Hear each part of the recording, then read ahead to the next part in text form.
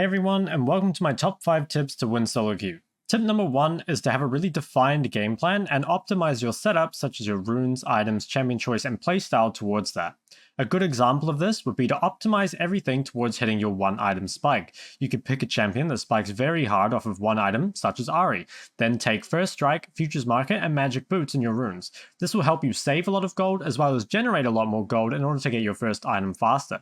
You could optimize this further by taking TP to help you gather more farm and instantly TP back onto the map without losing any CS. Then in your playstyle, you could focus on getting as much CS as possible without roaming or doing anything else up until your first item. You'll get your first item so early in the game, normally around 9 minutes, that you'll just be able to start fighting everything over and being so much stronger than anyone else. Another example would be to pick a strong early game champion and combine them with as many early game runes as you can. Some examples like Airy, Comet, Electrocute, and then combine these with Cheap Shot, Scorch, Absolute Focus, etc. Once you have these, you can just force trades over and over, knowing that your opponent can't trade back given all of your early game power. This makes it super easy and more importantly super simple to snowball, since you will easily win your lane and kill your opponent. There are many viable playstyles in solo queue, so the important thing is just to optimize yourself towards one of them that suits your champion or your playstyle, rather than spreading yourself too thin and trying to do things that your champion isn't meant to do. The second tip is to try base around 1 minute and 30 seconds before objectives spawn in the mid game. This will make sure that you're grouped and prepared to control the area around the objective around 1 minute before it spawns. Basing 1 minute and 30 seconds before ensures that you will have enough time to spend all your gold, refill all of your HP and mana, as well as begin to control the area early.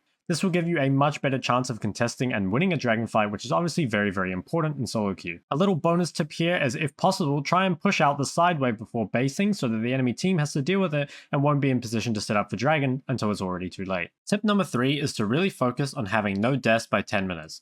Deaths in the early game are the most avoidable and also by far the most punishing because they slow down your first item spike significantly. The most common deaths in the early game come from bad laning, poor hugging / lane positioning, and a lack of warding. I have guides on how to fix all of these that will be linked in the description below, so I would recommend checking them out. If you can consistently have only 1 or sometimes no deaths in the first 10 minutes, you will find the mid game feels a lot easier and you will be consistently ahead of people who are dying early. Tip number 4 is probably something you've heard before, which is just to CS better and find more farm.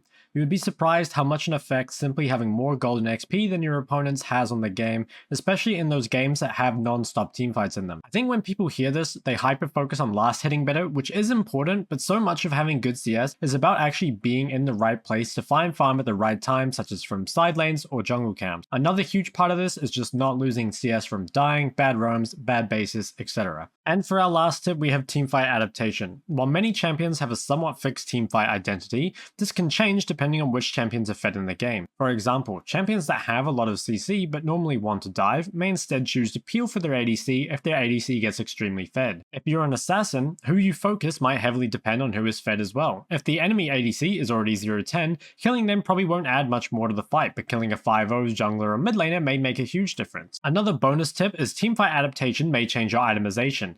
Many mages that wouldn't normally need Sonias may need it if an enemy Nocturne gets fed, or you might find yourself itemizing Hex Drinker or Wit's End as an AD champion if all the enemy team's magic damage dealers are extremely strong. So guys, that is going to be it for this video. Bit of a shorter video, I know, but I do think some of the things in this video will be quite useful for you and you might not have heard before. This video was kind of inspired by a lot of my coaching sessions where I see a lot of these things that can be easily fixed come up time and time again. So I wanted to get that out there. If you do have any questions about anything, please leave them in the comment section below. Otherwise, thanks for watching. Don't forget to like and subscribe, and I'll see you next time.